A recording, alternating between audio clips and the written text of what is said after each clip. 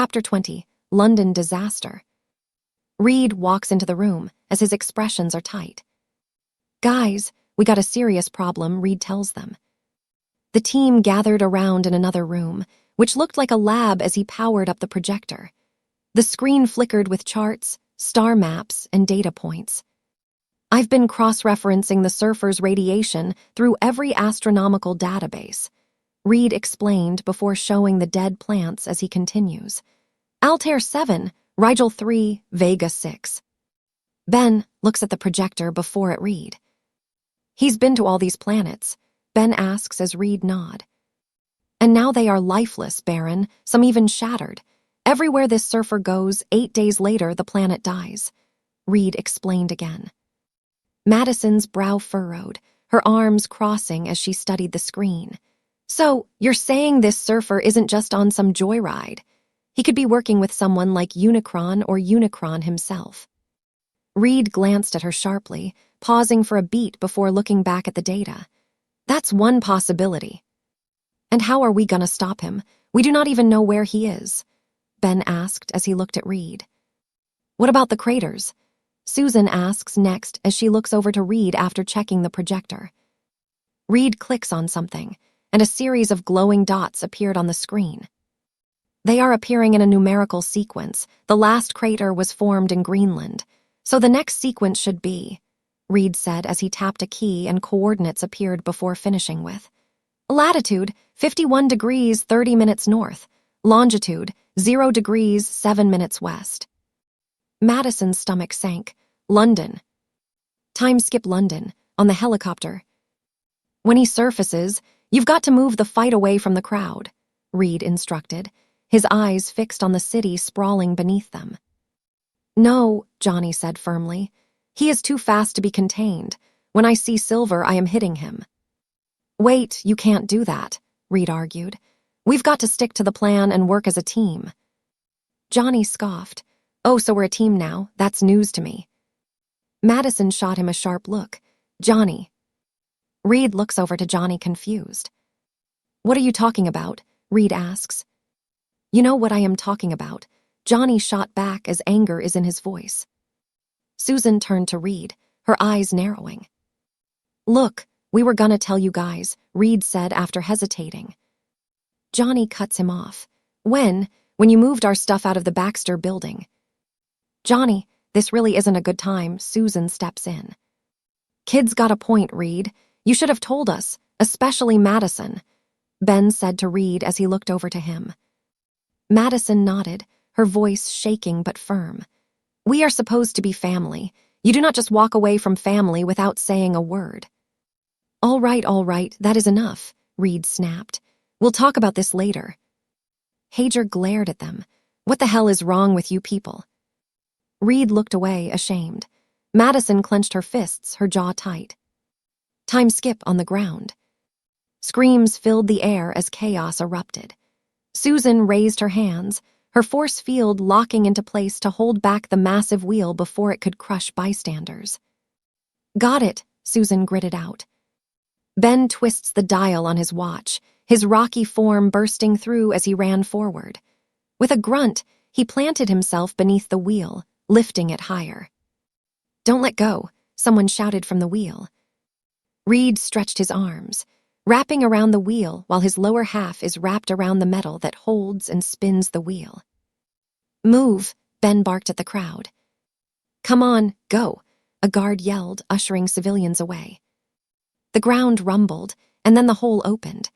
The Silver Surfer emerged, radiant and terrifying. Madison's breath caught. She rushed forward, her hands glowing as she pushed with her powers to reinforce Susan's shield. The surfer's gaze flicked to her, his head tilted, intrigued by the shimmer of her energy. Then, without a word, he propelled himself skyward and vanished. "Johnny, no!" Reed shouted as Johnny ignited and took off after him, but one of the wires snapped and hit Johnny in the face. Johnny lost control and flew into Reed, which caused their powers to be swapped, and making it more difficult for Susan, Ben, and Madison. "Guys," Susan shouted, her voice trembling as her shield flickered. "What are you doing?" "Sue Bug," Madison yelled, planting her feet beside her sister. She thrust her hands out, reinforcing Susan's weakening field with her own powers. "I've got you, don't let go." Reed notices how close the wheel is to the metal. "Ben, lift it higher," Reed yells out. Ben grunted, pushing until his arms shook. "I'll try." With a roar, he forced the wheel higher. Reed shot flames, fusing the broken metal back together. The wheel steadied at last. Slowly, Susan lowered her arms, trembling. Madison's powers faded with hers. Everyone around them exhaled, the danger averted. "Whoa, hey," Reed said as he caught Susan, helping her stay upright. Johnny got up and looked over to Reed and Susan as Reed was helping her stay upright, and he walked over to help, but Reed held a hand up. "Stay back before you get somebody killed," Reed tells him. Johnny froze. Madison saw the look of heartbreak flicker across his face like a knife twisting in his chest. Her stomach knotted. She stepped toward him, placing a hand on his arm. "Johnny, do not listen to that. You saved people today. Do not let him take that from you." Ben's voice broke the tension. "Oh my God." Everyone turned. The water was gone. Chapter 21. Victor is back. Time skip. USA military place. Everyone was back in the States, tension buzzing in the air as they stood in the briefing room. Hager looks over to everyone mad. "What the hell was that?" Reed does a little sigh before replying. "We'll adjust. Next time we will be ready." Reed looks over to Johnny as Johnny puts his head down. Madison slid her hand into his, squeezing firmly until his eyes flicked down to her. "Something is wrong. He is not here to listen," Madison says in a quiet tone as she is leaning in. Hager scoffed. "Next time? There is no next time. You cannot handle this alone. That is why I am bringing some help." "General, you bring in more soldiers and weaponry. You're gonna put innocent people in danger," Reed explains. "No more than you already have." A strange voice calls out, and everyone looks over to where the voice is.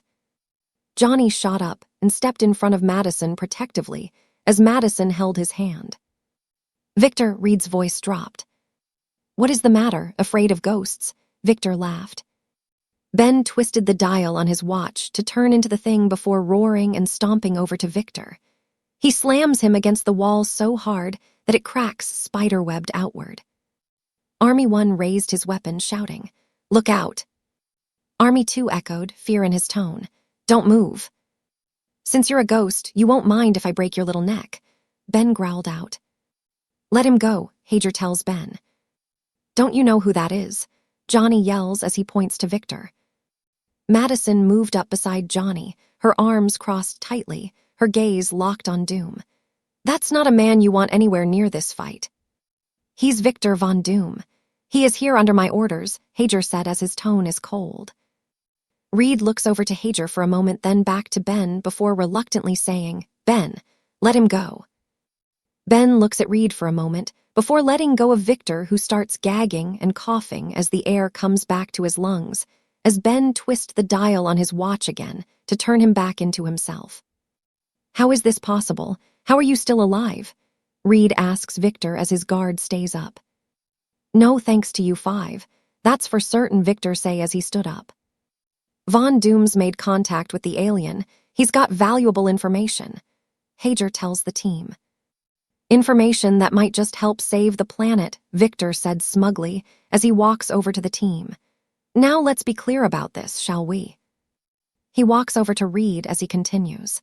"I hate you, all of you." Victor smirks slightly before leaning into Reed. "Your little stray is already cracking, Richards. When she shatters, she will take you all with her," Victor whispers in Reed's ears, and Reed digs his nails into his palm to stop himself from lashing out. Victor moves away to finish his other line. "But the world's at stake, and we need to work together to survive." Reed stares at Victor as he begins to speak to Hager. "General, we know firsthand you trust Victor, and you're gonna regret it." "So far the only one I've regretted trusting here is you, Richards," Hager shot back. Victor looks over to Hager, then back over to Reed smugly. Ben lifts his arm up to point at Victor, his voice booming. "Reed, don't agree to this." Madison stepped forward, planting herself between Reed and Victor, her tone sharp and unyielding. He does not want to save the planet, General. He wants to own it. And the second you give him an inch, we will all pay for it. Reed looks at her for a moment, then exhaled slowly, his voice steady but resolute. Let's see what he's got. Chapter 22, The Anchor of the Surfer. Time skip, theater room. The lights dimmed as the recording flickered to life on the big screen, Victor standing smugly at the controls. I made a detailed recording of our little encounter, Victor tells everyone. The video plays, and everyone hears the words, all that you know is at an end, from the Silver Surfer before he attacks Victor with the powers from his board. Well, Victor asks as he looks at everyone. Ben walks over to Victor with a smug grin. I like the part where he knocks you on your ass. Reed pressed his lips together, his shoulders shaking slightly. Beside him, Madison lifted her hand to cover her mouth, her eyes glittering as she tried, and failed, not to laugh. Victor rolls his eyes before walking over to the projector. Look at where the energy levels surge when he attacks me, Victor tells everyone as he replays with the video. The video shows the Silver Surfer getting his powers from the board to attack Victor, which causes Hager to lean forward in interest. The energy was channeled through him, but it originated from his board, Reed mutters to himself aloud. Madison rested her chin in her palm, nodding. Makes sense. The board's not just a weapon, it is his anchor. If we can separate him from the board, we can cut off his power completely, Victor tells Reed. And that's what we have to do, Hager says. Johnny looks at the screen as he asks, how? Victor rolls his eyes again as if Johnny asked the stupidest question, then replies in a cocky tone. If I knew that, I would not need you people, would I? Madison gives him a death glare, but Victor ignores it as Johnny looks over to him. Frankie and Hager stand up, and Hager orders Reed and Victor to work straight away. I'm glad we have the opportunity to collaborate again. I'll try to talk slowly so you can keep up, Victor tells the team, masking his smugness with the tone of friendliness. Victor walks over to Reed and taps him on his shoulders, and Reed looks over to him. Careful, Doom. Keep your hands to yourself, or next time it will not be Ben knocking you on your ass, Madison tells Victor. Her tone is cool and sharp.